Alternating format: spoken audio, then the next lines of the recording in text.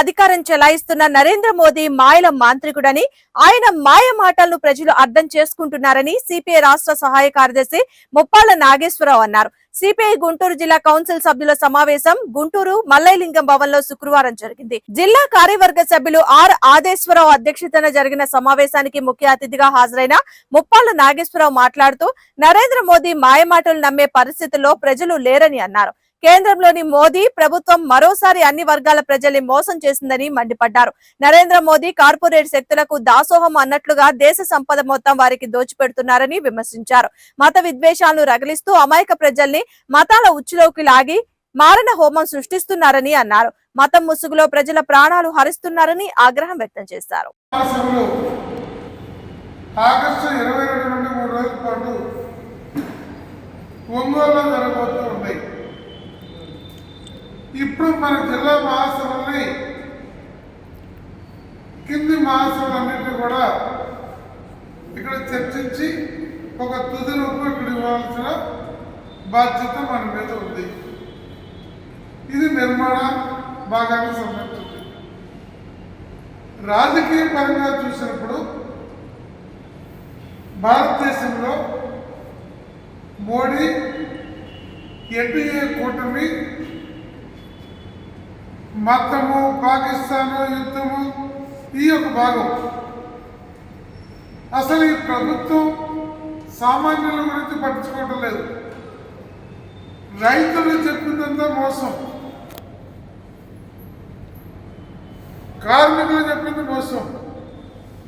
నాతోనే బ్యాంకు రైతులకి, కార్మికులకి, యువకులకి, విద్యార్థులకి, దేశ ఆర్థిక ప్రగతికి ఈ చెప్పిన మాటలన్నీ దొల్ల మాటలుగా మిగిలిపోతున్నాయి. కానీ ప్రజల్ని వంచి మళ్ళా తిరిగి అధికారంలోకి రాగలిగాడు మూడోసారి. అంటే మోడీకి ఉన్నటువంటి చాతుర్యము, మాటల గారడి, భారతదేశ సాంప్రదాయాలు, మతాన్ని అడ్డం పెట్టుకొని చైనాని, పాకిస్తాన్ని చూపించి రాజకీయాలలో ప్రాంతీయ పార్టీలను భయపెట్టి తన పక్కకు చేర్చుకొని మూడోసారి గెలిచాడు. దీన్ని అడ్డుకట్టు వేయడానికి బలమైన శక్తి కావాలి అన్నప్పుడు సిపిఐ పార్టీ బలపడాలి.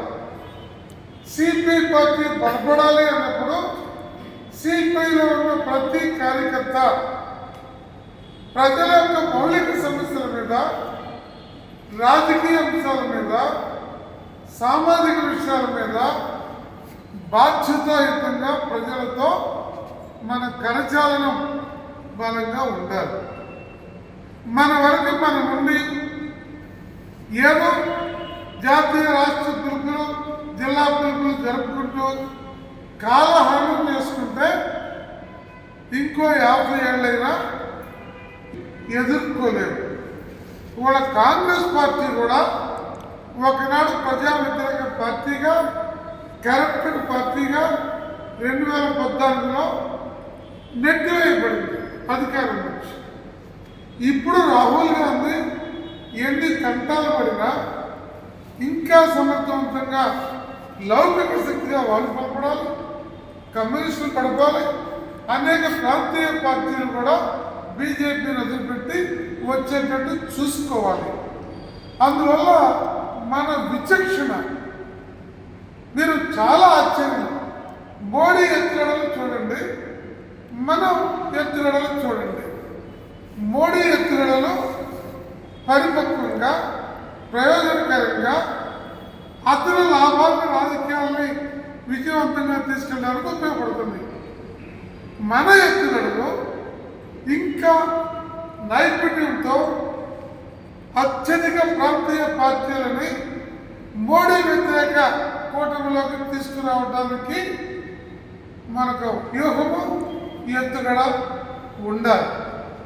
అయినా అందరూ రాకపోవచ్చు, కానీ ప్రయత్నంలో జాగ్రత్తతో ఉండాలి. అది చేయాలి అంటే మనం బలపడాలి. అలా వామపక్షాల ఐక్యత అని పదే పదే చెప్పుకుంటే సాధ్యం కాదు. దానికి ప్రధానమైనటువంటి భూమిక సిపిఐ బలపడాలి. సిపిఐ బలపడాలంటే సిపిఐ గ్రామ శాఖలు, వార్డు శాఖలు చైతన్యవంతమైన శాఖలుగా ఉండాలి.